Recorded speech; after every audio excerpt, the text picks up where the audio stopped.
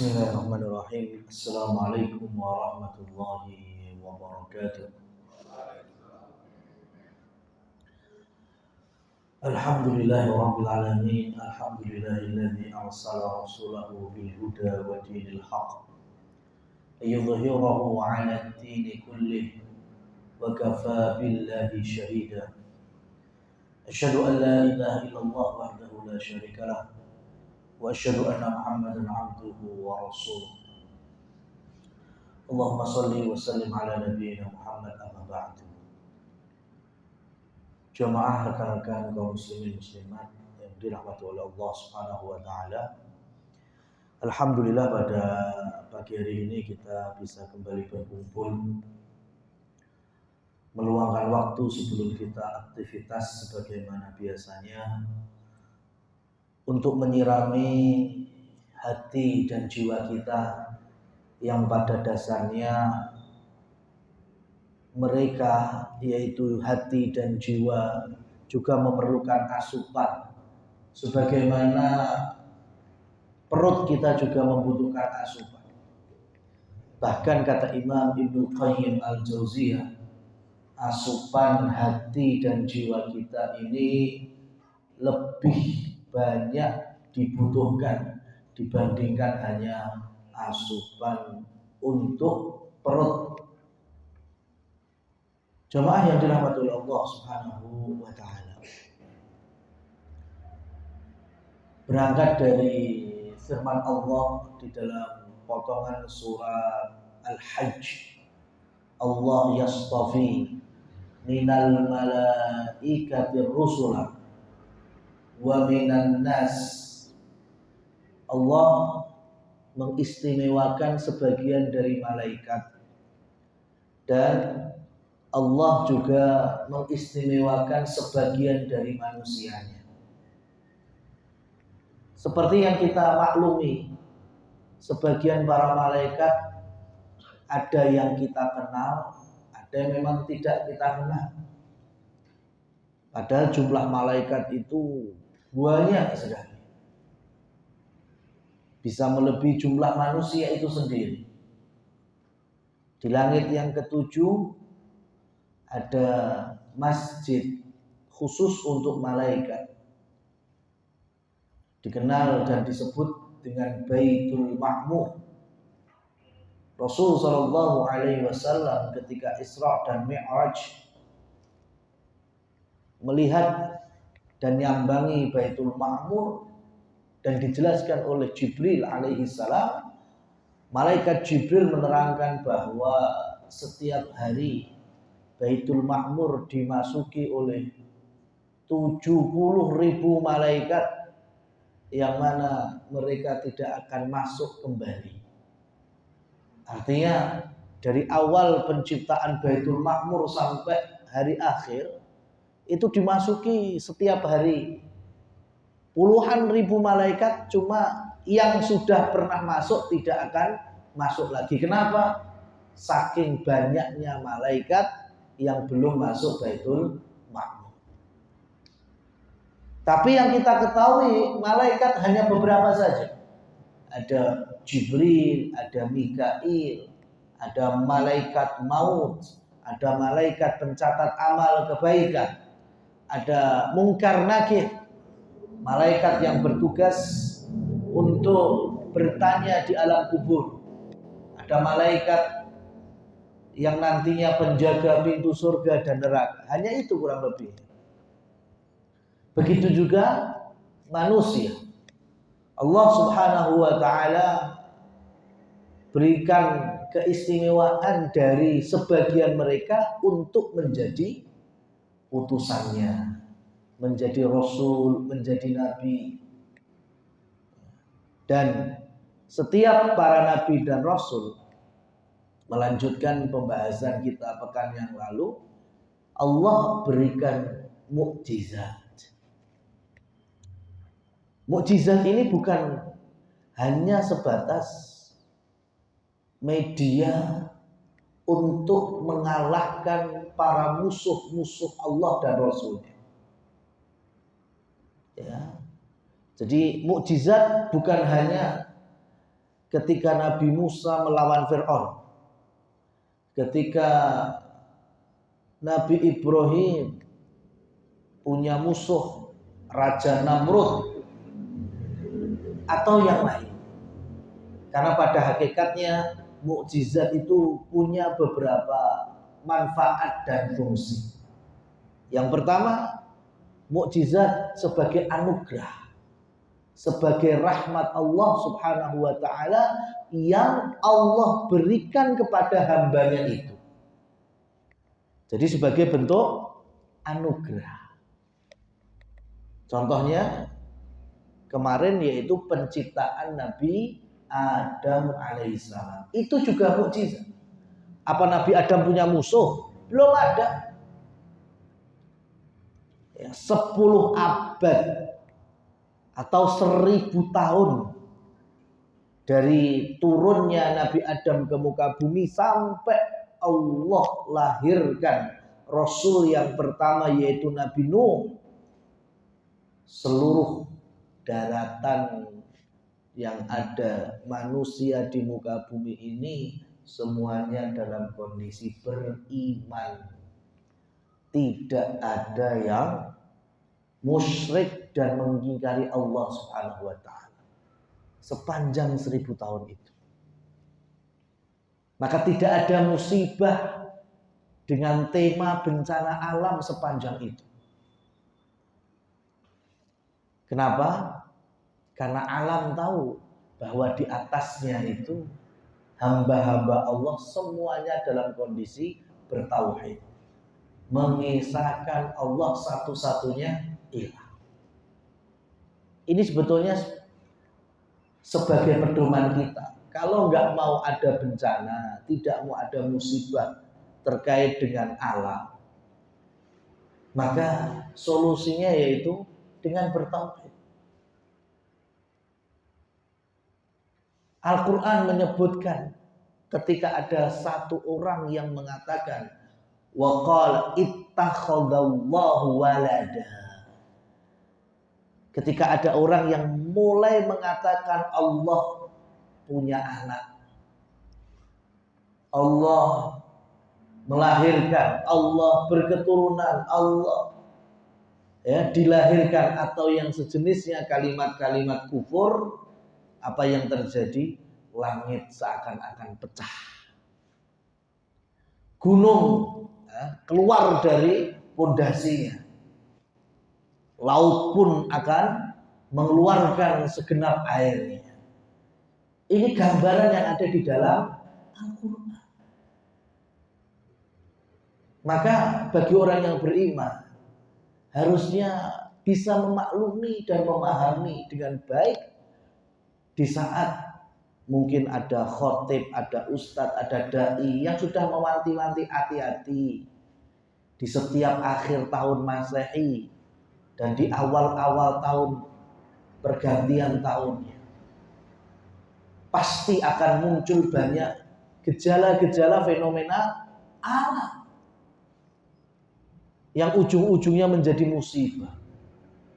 Ini bukan semata-mata hanya gejala alam, karena di akhir tahun tersebut sampai di awal-awalnya itulah terlalu banyak kemaksiatan dan kemungkaran sampai di level kekufuran. Di akhir tahun itulah banyak orang yang kemudian mengucapkan, menyelamati dan menyatakan bahwa Allah punya anak, Allah berketurunan. Sekarang tanah, gunung, laut, apa Allah berikan kehendak? Enggak. Mereka itu bagian dari makhluk Allah mati, benda mati. Beda dengan kita. Mungkin ilmu pengetahuan mengungkapkan bahwa adanya gempa itu karena ada lempengan bumi yang bergeser. Pertanyaannya, lah itu Allah Subhanahu wa taala ciptakan lempengan itu bisa saja kan bako, kokoh. Sekarang kalau bergeser, siapa yang menggeser? Emang bisa bergeser sendiri? Enggak mungkin. Ini bagi orang beriman. Nggak mungkin orang tanah nggak punya kehendak. Yang berkehendak siapa? Allah Subhanahu wa ta'ala. Berarti yang menggeser siapa? Allah atas kehendaknya. Digeser. Gunung meletus karena magma, ya, apa yang ada di inti gunungnya dan seterusnya. Sekarang gunung punya kehendak apa? Nggak punya. Jadi meletus tidaknya atas kehendak siapa? Allah Subhanahu wa ta'ala. Berarti kan bisa saja gunung itu tidak meletus hari ini. Bisa saja gempa itu tidak bergeser lempengan tanahnya hari ini. Dan semuanya itu sangat erat kaitannya dengan amal ibadah manusia yang ada di atasnya. Nah, ini terkadang bagi orang yang tidak memiliki keimanan, tidak mau membuka hati dan jiwanya mendengarkan ayat-ayat Allah, pelajaran-pelajaran dari lisan Rasulullah Shallallahu Alaihi Wasallam, menganggap biasa. Padahal bagi orang yang berilmu, ya, yang dekat dengan Al-Quran dan sunnah-sunnah Rasulnya, itu ini bukan perkara sepele, perkara besar. Buktinya di zaman Nabi Adam sampai Nabi Nuh tidak ada ceritanya bencana alam. Karena semua orang bertauhid. Semua orang mengimani Allah Subhanahu wa ta'ala, la ilaha illallah. Kalaupun ada orang muslim atau orang mukmin yang berbuat salah, ya wajar. Yang nipu ada, ya wajar. Bahkan yang membunuh ada, itu bagian dari godaan iblis untuk anak keturunannya Adam alaihissalam. Tapi tidak ada dalam kurun waktu 1000 tahun tersebut yang menyekutukan Allah Subhanahu wa ta'ala. Maka nanti muncullah generasi yang mulai mengkultuskan orang-orang yang dianggap soleh hari itu. Di zaman sebelum Allah lahirkan Nabi Nuh, itu ada orang-orang yang soleh dan punya keimanan yang benar. Di dalam surat Nuh disebutkan ada yang namanya Ya'uq, Yaghuth, Nasro, Wad. Mereka itu orang-orang yang soleh yang kemudian meninggal dunia. Sudah ada di dalam kubur. Tapi generasi selanjutnya menjadikan mereka ada di level Tuhan. Kalau mereka butuh sesuatu, pergi ke kuburannya. Kalau mereka berdoa, pengen cepat dikabulkan, pergi ke kuburannya. Kalau mereka sedih, gundah gulana, ya pergi ke kuburan mereka ini tadi. Mereka punya keyakinan bahwa yang di dalam kubur ini dulunya orang-orang yang soleh, yang dekat kepada Allah Subhanahu wa ta'ala. Lah saya ini kan banyak dosanya, banyak maksiatnya, jarang beramal. Kalau sekarang saya mohon doa kepada Allah, susah untuk dikabulkan, susah untuk mustajab. Allah nggak kenal saya ini ahli maksiat, misalnya gitu pikirannya. Maka saya datang ke kuburan orang yang soleh ini menjadi perantara supaya doa saya dibawa oleh orang yang soleh ini kepada Allah Subhanahu wa ta'ala. Mereka kan orang-orang yang dekat kepada Allah. Itu alasan orang-orang di zaman Nabi Nuh. Mereka mengatakan liyuqarribuna ilallahi zulfa.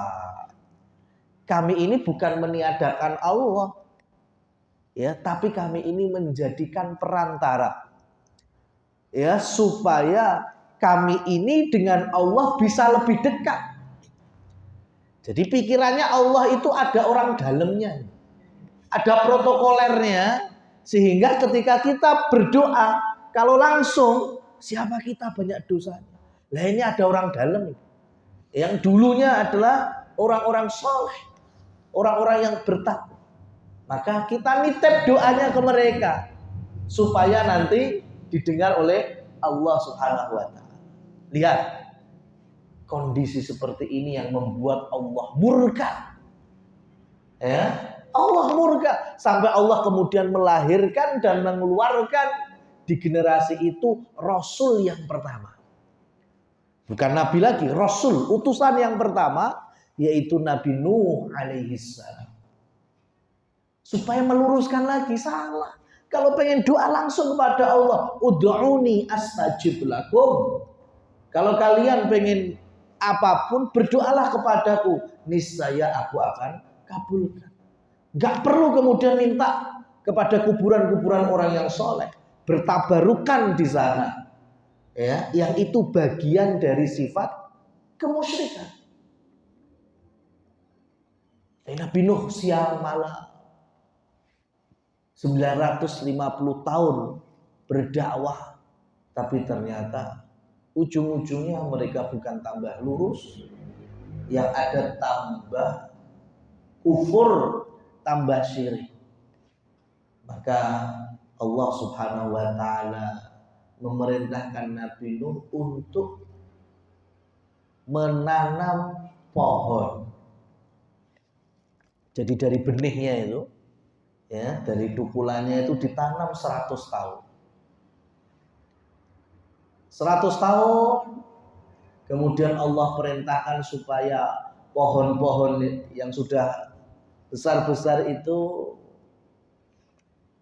dicabut, ya, diapa nih istilahnya, ya, dipotong kemudian diserut, dipasah untuk sebagai material pembuatan kapal, ya. Dan itu waktu masahnya juga nggak cuma seminggu 2 minggu, ya, itu juga hampir 1 abad, 100 tahun. Jadi bikin kapal Nabi Nuh itu bukan dalam waktu yang singkat. Selain berdakwah, beliau juga bangun kapal. Berdakwah, bangun kapal. Dan itu adanya di tengah-tengah padang pasir. Bagaimana kira-kira pendapatnya umatnya Nabi Nuh? Nabi Nuh itu sudah majnunun wasdujir. Ya, Nuh itu orang yang gila, ya, orang yang kurang kerjaan, orang yang gimana tuh, nggak waras. Lo bikin kapal kok di tengah padang pasir, ya, buat apa? Makanya ada pepatah Arab, tarjun najata walam tasluk masalikaha fa innas safinata la tajri 'alal yabas.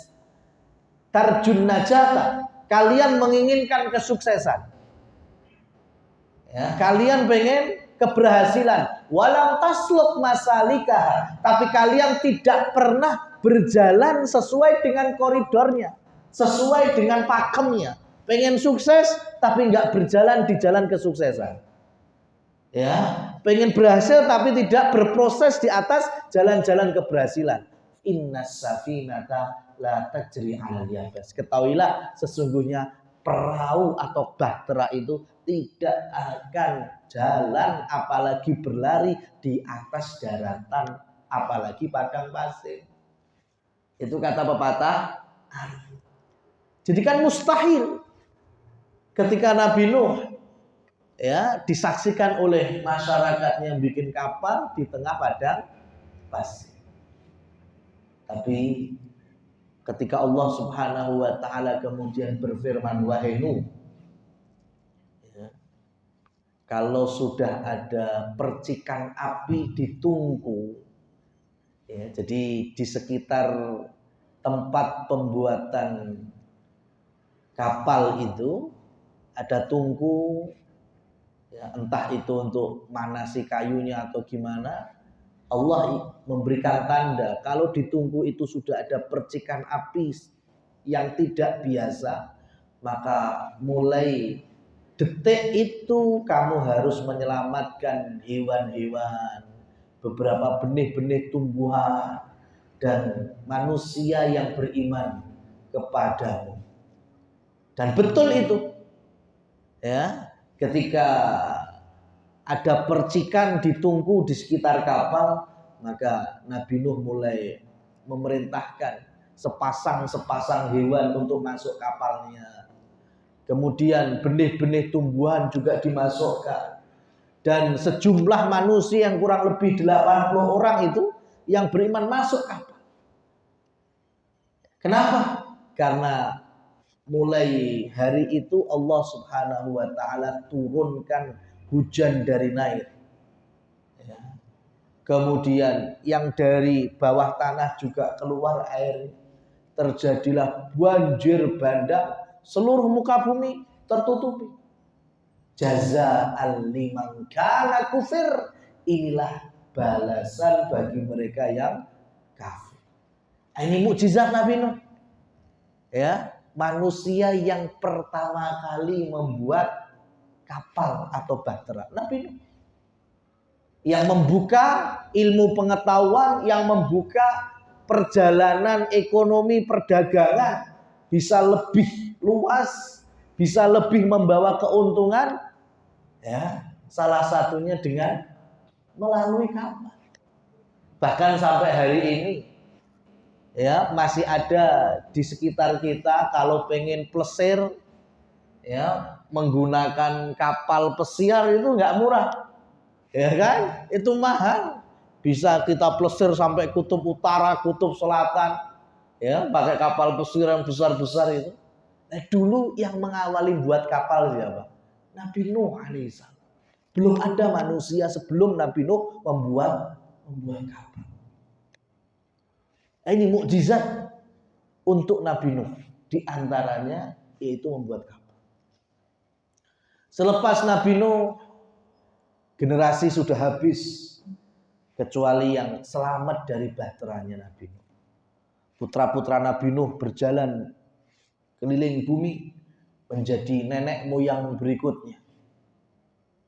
Tidak lama, 6 generasi setelah itu mulai lagi muncul perbuatan kesyirikan. Jadi yang selamat ini kan beriman. 80 orang itu beriman semuanya. Punya anak turun itu masih beriman. Sampai kapan? 6 generasi kurang lebihnya. Ya, 6 generasi sudah tergoda iblis untuk kembali menyekutukan Allah. Maka lahirlah saat itu kaum yang bernama Ad. Iromadzatil Imad. Kaum Iram dari suku Ad. Mereka orang-orang yang besar-besar. Jauh fisik kita dengan mereka. Besar-besar, bakoh-bakoh. Mereka punya keahlian batu dipahat jadi pemukiman. Gunung-gunung batu itu dipahat jadi pemukiman. Maka kemudian Allah munculkan Rasul berikutnya, yaitu Nabi Hud alaihissalam. Nabi Hud itu posturnya tidak seperti mereka. Lebih kecil dibandingkan kaum Ad. Makanya ketika Allah berikan mukjizat kesabaran dan keberanian, sehingga tidak ada satupun dari orang-orang kaum Ad yang berani menyentuh Nabi. Padahal secara fisik lebih lemah. Maka Nabi Hud berdakwah meluruskan kesyirikan mereka. Jangan lagi menyekutukan Allah, ikhlas di dalam beribadah. Tapi yang terjadi mereka malah mengejek, menghina. Sampai akhirnya Allah pun menurunkan azabnya 7 hari 8 malam. Ya. Mereka diputar-putar oleh angin, puting beliung, badai dan lain seterusnya sampai habis. Itu mukjizat Nabi Hud ketika doanya dikabulkan sehingga Allah turunkan azab kepada umatnya dan kesabaran Nabi Hud itu sendiri. Yang beriman, yang selamat pindah lokasi di daerah yang dikenal dengan Madain. Hari ini dikenal dengan Madain Soleh. Orang-orang yang masih kuat-kuat, ya, bebatuan dijadikan skill untuk memahat, ya, dikenal dengan kaum Tsamud. Beriman ini awalnya, tapi selang ganti generasi sudah ada yang syirik lagi. Allah munculkan Rasul berikutnya. Siapa itu? Nabi Soleh. Untuk kaum Tsamud. Nah, mukjizat itu sangat erat kaitannya dengan kondisi di lapangan masyarakat yang didakwai. Nabi Soleh, masyarakatnya adalah kaum Tsamud yang masih keturunan dari kaum 'Ad, besar-besar, kemudian punya kebiasaan memahat bebatuan pegunungan. Ya, maka di antara mukjizat yang Allah turunkan untuk Nabi Soleh adalah keluarnya unta dari batu. Ya kan? Orang Tsamud mereka kan suka dengan bebatuan. Maka ketika bertanya, ya, supaya ditunjukkan kebesaran Allah. Kalau kamu betul utusan Allah, apa buktinya? Maka dari balik batu itu muncullah unta. Unta lahir dari batu. Bukan sekedar unta. Usyara itu unta betina yang sedang hamil. Karena habis itu langsung melahirkan. Dan untanya ini besar. Apa buktinya? Karena hari itu semua bangsa Tsamud cukup minum dari air susunya unta mukjizatnya Nabi Soleh. Itu cukup sudah. Ya, pokoknya satu hari untanya disuruh minum sebanyak-banyaknya. Hari berikutnya susunya itu bisa diperah oleh seluruh bangsa Tsamud. Besoknya lagi untanya suruh minum dan makan sepuasnya. Besoknya kemudian diperah lagi susunya. Gitu terus. Tapi kok ujung-ujungnya dibunuh untanya Nabi Soleh. Ya, maka Nabi Soleh pun berdoa kepada Allah. Kemudian turunlah azab untuk kaum Tsamud. Ya. Nanti setelah itu ada bapaknya para nabi. Siapa? Ibrahim alaihissalatu wassalam. Ketika masih muda di Babilonia atau negara Irak hari ini, orang-orang pada menyembah berhala, menyembah patung. Dihancurkan itu semua berhala dan patung-patung. Ya, dan tersangkanya cuma satu, yaitu Nabi Ibrahim. Marah Namrud. Ya, Namrud marah. Sampai kemudian memerintahkan masyarakatnya untuk mengumpulkan kayu bakar. Dan itu enggak cuma sehari 2 hari, sampai 1 tahun.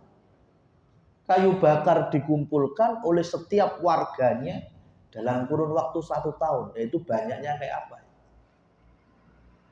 Kemudian dinyalakan, api berkobar, dan Nabi Ibrahim kemudian dilempar ke dalam kobaran api itu. Sejam 2 jam, udah. Riwayat yang paling pendek menyebutkan 3 hari. Ada riwayat Nabi Ibrahim dalam kubangan kobaran api itu 40 hari. Ayo sapa sing kuat? Ayo jero. Ya, geni sing mobong-mobong 3 dina wis dadi apa kalau gitu. Ya. Nabi Ibrahim itu malaikat yang tahu itu sampai kasihan. Ya, Jibril datang. Ya Ibrahim, kalau kamu butuh bantuanku tak bantu. Apa jawaban Nabi Ibrahim? Amma anta fala wa ammallahu fabala. Kalau bantuanmu hai Jibril, enggak. Tapi kalau bantuan Allah, aku sangat membutuhkannya. Lihat nih, ketegaran Nabi Ibrahim dalam bertauhid. Ya, kalau sama-sama makhluk, saya nggak butuh. Jibril makhluk Allah, Nabi Ibrahim juga makhluk Allah. Tapi kalau Allah, bantuan pertolongannya itu sangat aku butuhkan. Mikail datang. Mikail salah satu tugasnya nurunkan hujan. Bayangkan, geni musuhnya Allah, banyu. Wahai Ibrahim, kalau kamu menghendaki bantuanku, tak turunkan hujan sekarang. Kata Nabi Ibrahim, enggak. Kalau bantuanmu tidak Mikail, tapi kalau bantuan Allah, iya, aku butuhkan. Maka kemudian Nabi Ibrahim mengucapkan lafal sebagai bukti tauhidnya beliau kepada Allah yang hari ini bagian dari wirid atau zikir kita. Apa yang diucapkan oleh Nabi Ibrahim? Hasbunallah wa ni'mal wakil. Itu yang terucap. Hasbunallah, cukuplah bagi kami. Yaitu bagi Nabi Ibrahim, Allah sudah. Ni'mal, ya, hasbunallah wa ni'mal wakil. Karena Allah adalah sebaik-baik zat yang kita berpasrah diri kepadanya. Ya, zat yang kita kemudian menggantungkan segala kebutuhan kita kepadanya. Ni'mal wakil, tidak ada yang lebih baik, ya, yang kita berpasrah diri kecuali hanya kepada Allah. Ini yang terucap dari lisannya Nabi Ibrahim. Maka Allah pun mendengar dan maha mengetahui. Maka Allah kemudian turunkan firman-Nya untuk api. Qala ya naru kuni bardan wasalaman ala Ibrahim. Hei api, kata Allah, jadilah dingin dan menyelamatkan Ibrahim. Ya. Allah berfirman seperti itu. Jadi dingin dan menyelamatkan. Kenapa harus ada menyelamatkan? Karena sebetulnya dingin pun juga bisa mematikan. Ya, panasnya api bisa membakar, dinginnya ya juga bisa mematikan. Ada orang yang saking kedinginan, hipotermia, mati. Ya, jadi perkaranya bukan masalah adem panasnya, tapi menyelamatkannya. Yang kedua, ala Ibrahim, yaitu untuk Ibrahim. Lengkap Allah perintahkan kepada api. Kenapa? Kalau hanya geni, jadilah anyep, ya, tidak ada untuk Ibrahim, maka sampai hari ini api akan bersifat dingin. Sampean gak iso nyate ya. Ya, oh geni anyep. Ya, cuma karena api, dinginnya api itu cuma di saat Nabi Ibrahim itulah, maka setelah Allah selamatkan Nabi Ibrahim dari kobaran api, api pun kembali ke sifat awalnya yaitu panas sampai hari ini. Ya, makanya perintah Allahnya lengkap. Jadilah dingin dan menyelamatkan untuk Ibrahim. Jadi ketika Nabi Ibrahim entah itu 3 hari atau sampai 40 hari, ya, dibakar, itu apinya nggak panas sama sekali. Itu apinya dingin. Itu mukjizat Nabi Ibrahim. Ya. Belum nanti ketika Nabi Ibrahim punya istri bernama Sarah. Ya, lama tidak berketurunan. Sampai usia Sarah lanjut. Ya, bahasa hari ini dikenal perempuan yang sudah menopause. Nabi Ibrahim pun juga sudah tua. Tiba-tiba datang 3 malaikat. Ada Jibril, ada Mikail, ada Israfil. Bertamu ke rumahnya Nabi Ibrahim. Dan memberikan kabar gembira bahwa istrinya akan hamil. Kemudian melahirkan bayi laki-laki. Istrinya diberitahu malaikat itu ketawa. Tertawa yang yo mosok toh. Ya, hari ini aku bisa hamil dan melahirkan. Jadi ketawa antara seneng, antara gak percaya. Gitu. Nah, tertawa itulah dalam bahasa Ibrani dikenal dengan istilah kosakatanya Ishak. Makanya nanti ketika lahir bayi laki-laki dikasih nama Ishak. Ishak itu artinya tertawa. Ya, guyu bahasa Ibraninya itu Ishak. Dan kenyataan kan, akhirnya lahirlah Ishak. Nah, itu mukjizat Nabi Ibrahim melalui istrinya itu. Sudah lanjut usia masih berketurunan. Ishak nanti menjadi bapak para nabi dari kalangan Bani Israel. Kenapa? Karena Ishak nanti berketurunan. Keturunan Ishak ketika punya istri, istrinya hamil melahirkan anak laki-laki dikasih nama Al-Ais. Ya, anak laki-lakinya Ishak itu Ais.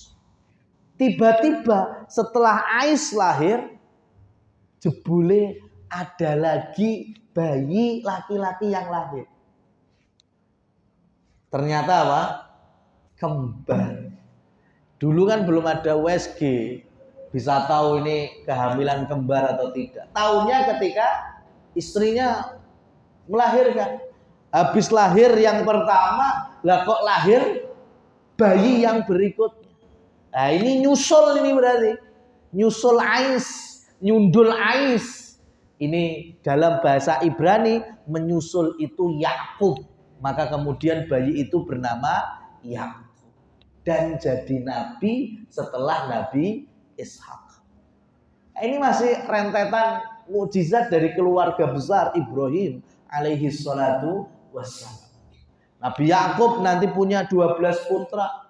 Di antaranya yaitu Nabi Yusuf alaihi salam. Allah juga berikan mukjizat ketampanannya. Ya, kemudian memiliki skill di dalam mentafsirkan atau mentakwilkan mimpi. Itu Nabi Yusuf dan nabi-nabi dari keturunan Yakub dikenal dengan Bani Israel. Nabi Ibrahim juga punya putra dari Hajar yang bernama Ismail. Ya, Ismail nantinya Allah berikan mukjizat di masa masih bayi.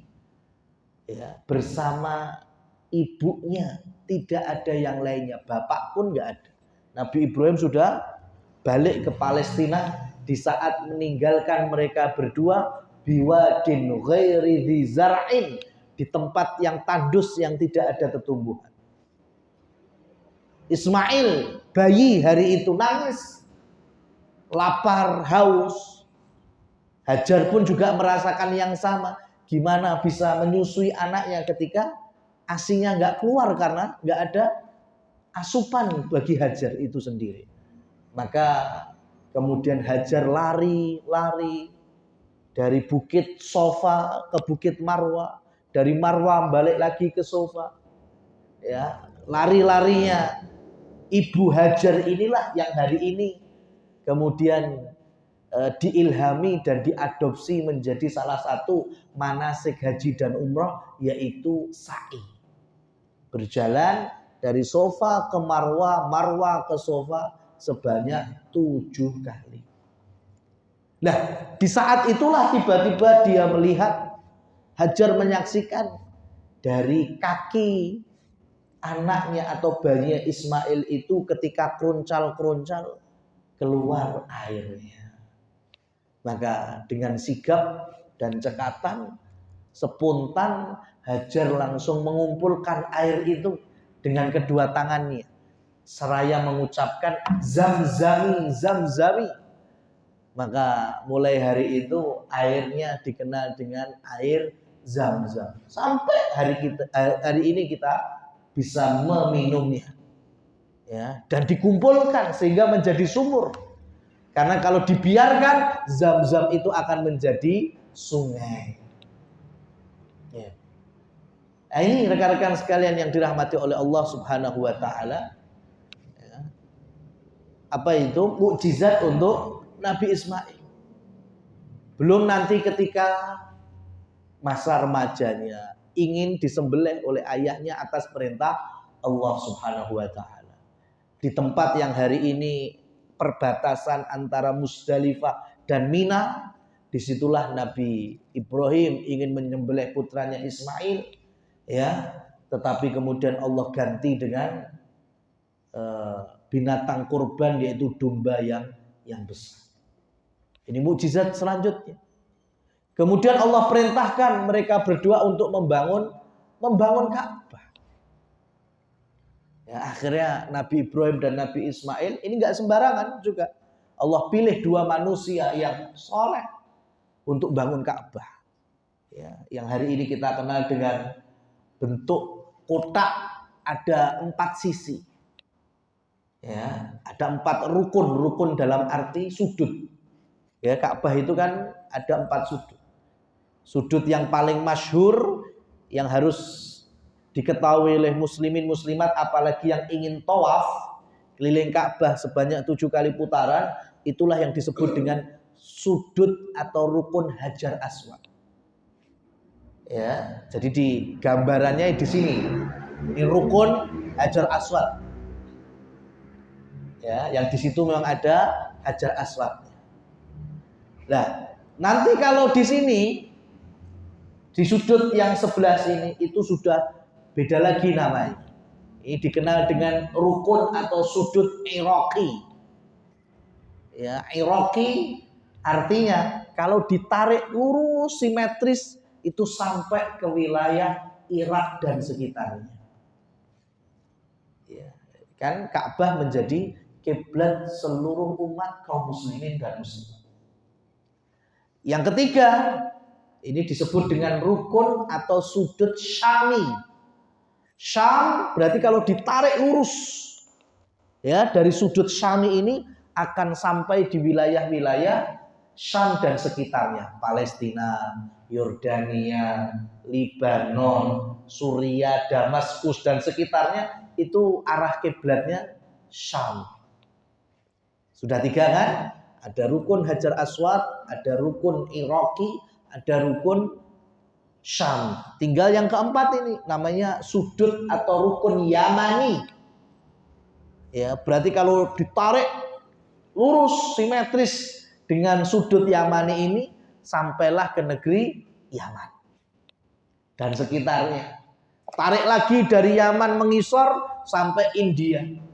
Tarik lagi ya, terus itu sampai Selat Malaka, Aceh, Sumatera Barat. Tarik lurus terus sudah sampai Sarkliwon, Sargede, Solo, Sragen, Klaten gitu.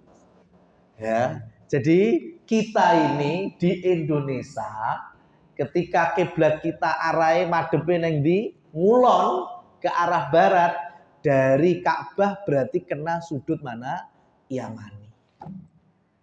Ya, jadi kita ini kalau sholat madhep ngulon itu ya udah dari sudut Yamani ini kita di posisi Ka'bahnya. Bagi orang Mekah atau sekitar Masjidil Haram yang Ka'bah kelihatan ceto-ceto, maka kewajiban mereka adalah ainul kiblah.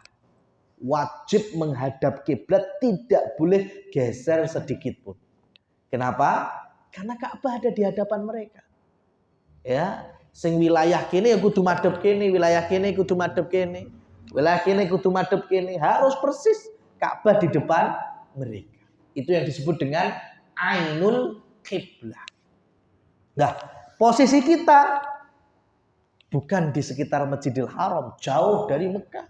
Bahkan perjalanan pesawat terbang bisa sampai 9-10 jam. Perbedaan waktu saja bisa sampai 4 jam.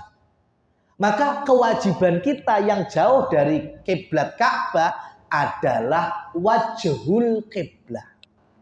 Bukan ainul kiblah, tetapi apa? Wajhul kiblah. Apa itu wajhul kiblah? Menghadap kiblat. Selagi kita searah dengan kiblat, sah sholat kita. Lah arah kita ke kiblat madhep kemana? Ke barat. Berarti selagi kita sholat ngadep ngulon, sah sholat kita. Ya, itu kuncinya. Jadi nggak perlu kita ini sikut-sikutan panas-panasan antar jamaah, goro-goro, masjidnya ini titik koordinatnya kurang tepat, nggak pas ke kiblat. Eker-ekeran akhirnya masjidnya malah dibongkar, bangun awalnya orang duit dana butuh donasi, orang kebangun-bangun, orang ngadeg-ngadeg sampai hari ini. Goro-goro perkara sepele. Kita ini bukan orang Mekah, bukan orang sekitar Masjidil Haram. Kita ini di Indonesia, sing penting madhep ngulon, sudah berarti kita menghadap kiblat. Tidak harus persis koordinat sekian-sekian. Yang lebih kita jadikan khawatir, PR, ya dakwah, itu malah dulur-dulur kita yang di Suriname itu. Sing zaman biyen, mbah-mbah biyen, ya zaman VOC diambil untuk kerja paksa di Belanda, ya dari Jawa diangkut neng Suriname, ya itu sampai hari ini bangun masjid ngadepe ngulon, Mas. Ya, sholat ngadepe ngulon. Ya kalau diluruskan ya namanya orang kolot. Jari Mbah Kumbian pokoknya sholat ki ngadep ngulon. Lah kuwi lek neng Solo, kuwi lek neng Jawa iya madepe ngulon. Lah Suriname iki beda. Ya Ka'bahnya kudunya madhep ngetan loh, masjidnya madhep ngulon. Berarti kan sholatnya nggak sah karena tidak menghadap kiblat, bahkan membelakangi kiblat. Itu yang kita dakwahi, itu yang kita luruskan. Lah kalau kita di Indonesia, yang penting ngadep ngulon, sudah sah sholat kita. Nah itu, ya itu bagian dari mukjizat dua manusia yang soleh, yaitu Nabi Ibrahim dan juga Nabi Ismail. Rekan-rekan sekalian, ma'asyiral muslimin wal muslimat rahimani wa rahimakumullah tabaraka wa ta'ala. Kemudian Allah munculkan lagi para nabi dan para rasulnya. Ada Sulaiman, ya, dengan mukjizatnya punya kerajaan yang tidak dimiliki sebelum dan sesudahnya. Bisa menaklukkan bangsa jin atas kehendak Allah. Maka mukjizat itu, ya, mukjizat itu betul-betul atas kehendak Allah. Tidak bisa dipelajari, tidak bisa didemonstrasikan. Ya. Nabi Sulaiman bisa menaklukkan bangsa jin, hadza min fadli rabbi. Ini dari kuasa Allah Subhanahu wa taala. Karena buktinya setelah itu, ya, ayahnya Nabi Daud juga tidak sampai ditaklukkan untuk beliau bangsa jin. Nabi Sulaiman yang ditaklukkan baginya bangsa jin. Nabi-nabi setelahnya juga enggak. Ya, jadi betul-betul ini hak prerogatifnya Allah Subhanahu wa taala. Sampai nantinya ada Nabi Musa dengan kedua tangannya ketika dimasukkan ke dalam baju bercahaya, tongkatnya bisa membelah lautan. Nabi Isa pada masyarakat yang suka pengobatan, maka Allah berikan anugerah dan mukjizat. Nabi Isa sangat mahir dalam ilmu pengobatan. Orang buta diusap sembuh, bisa melihat. Bahkan orang yang mati dengan izin Allah, Nabi Isa mampu untuk menghidupkannya kembali. Nah, ini sebagai bukti bahwa Isa adalah utusan Allah, bukan sihir. Zaman Nabi Musa, rata-rata masyarakat Mesir suka sihir. Maka mukjizat-mukjizat yang Allah turunkan kepada Nabi Musa mengalahkan semua sihir-sihir itu. Sampai kemudian lahirlah Nabi terakhir, yaitu Nabi Muhammad Sallallahu Alaihi Wasallam, yang Imam Ibnul Qayyim Al-Jauziyah menyebutkan mukjizat Nabi Muhammad itu kalau mau dihitung-hitung bisa sampai 1000. Kenapa? Karena setiap para nabi dan rasulnya, Rasul Allah, sebelum Nabi Muhammad itu hanya bertugas di satu kaumnya saja.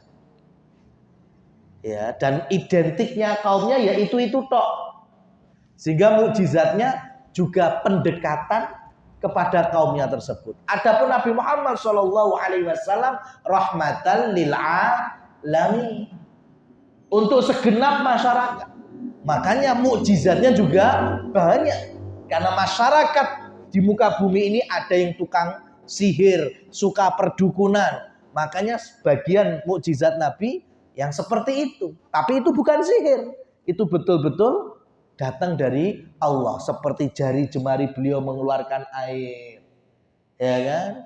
Sebagian masyarakat dunia ada yang suka pengobatan. Maka ada mukjizat Rasul SAW mengobati. Dengan ludahnya, matanya Ali bin Abi Thalib sembuh. Ya, diusap, ya, siapa yang sakit juga sembuh. Sebagian masyarakat ya, di muka bumi ini ada yang suka pertanian, perkebunan, transportasi. Ya, maka Rasul SAW kemudian Allah berikan anugerah mukjizat, diantaranya tadi air Zam-Zam. Dia dalam sabda beliau, ma'u Zam-Zam lima syuribalahu. Air Zam-Zam itu sesuai dengan niat peminumnya. Peminumnya niat supaya pertaniannya, peternakannya, armadanya sukses dan lain seterusnya, maka bisa dengan izin Allah ya apa yang dia niatkan itu tercapai.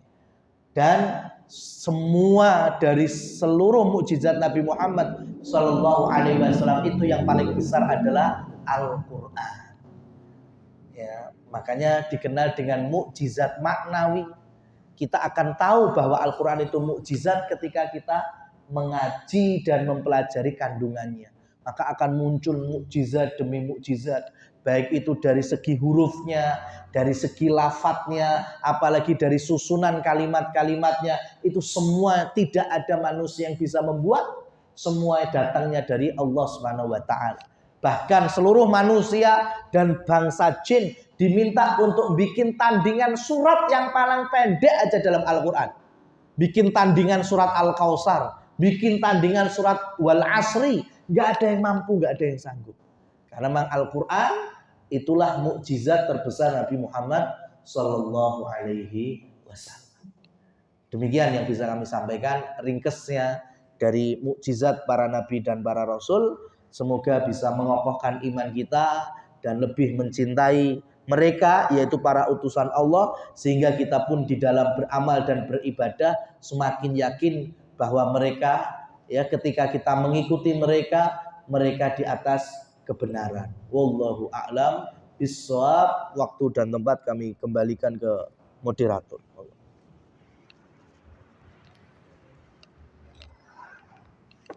Terima kasih kepada Ustaz Iqbal Muhammad Effendi yang sudah memberikan tausiahnya dan kajian pagi hari ini. Semoga bisa kita petik dan kita pelajari kajian pada pagi hari ini.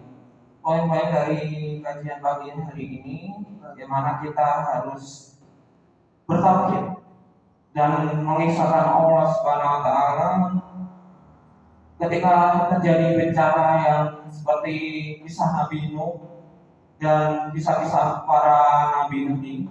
Kita bisa mengimani Allah Subhanahu wa taala dan bisa mempelajari ujian yang sudah disampaikan tadi, bagaimana banyak sekali mukjizat-mukjizat yang dari Nuh yang bisa membuat kapal, kemudian juga Nabi Ibrahim yang bisa membuat Ka'bah dan sebagainya. Kemudian juga mukjizat yang paling besar adalah Nabi Muhammad SAW yang bisa menjadi tauladan kita, bisa menjadi uswatun hasanah kita. Dengan mukjizat yang terbesar adalah Al-Quran sebagai pedoman hidup kita. Baiklah, apakah dari teman-teman semua, rekan-rekan semua ada pertanyaan untuk Ustadz Iqbal Muhammad MPDI. Silakan. Apakah ada pertanyaan dari teman-teman semua? Kalau tidak ada, marilah kita tutup kajian pada pagi hari ini dengan kafaratul majlis. Subhanakallahumma wa bihamdika asyhadu an la ilaha illa anta astaghfiruka wa atubu ilaik. Dari saya, wassalamualaikum warahmatullahi wabarakatuh.